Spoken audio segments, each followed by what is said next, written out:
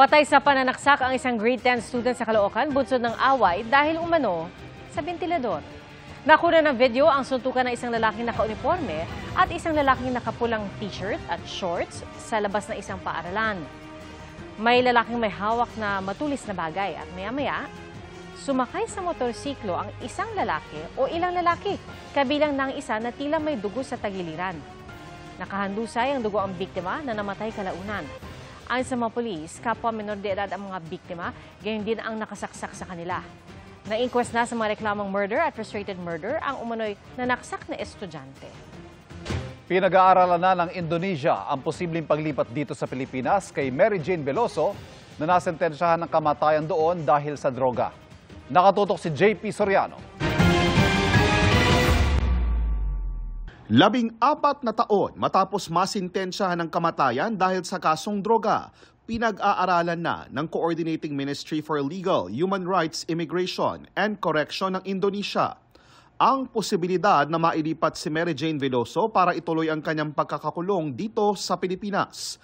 Nitong Lunes, nagpulong na sina Coordinating Minister for Law and Human Rights Professor Yusril Isa Mahendra at Philippine Ambassador to Indonesia Gina Alagon Hamoralin para sa opsyon na transfer of prisoner o paglipat ng mga preso kabilang na si Veloso.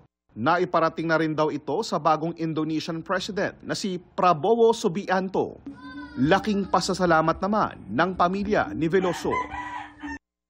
Dalawang beses siya tumawag dahil sabi po niya, matutuloy daw po ang dalaw namin. Sana po, palaya na po ng tuluyan para makapiling pa naman ho namin.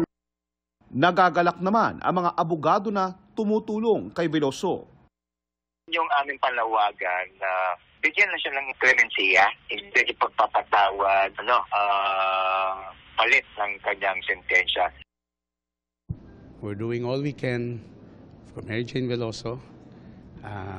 Certainly the Indonesians and the Filipinos have been talking about this for some time, and we hope that we'll come out with a solution, a mutually agreed solution, which will be to the utmost benefit of Ms. Veloso and her family. Para sa GMA Integrated News, JP Soriano, nakatutok 24 oras.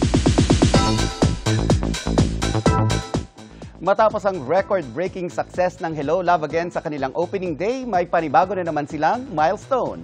Sa ikatlong araw pa lang ng pelikula sa mga sinihan, kumita na ito ng 245 million pesos. Yan ang kanilang recorded sales sa mahigit 700 cinemas nationwide.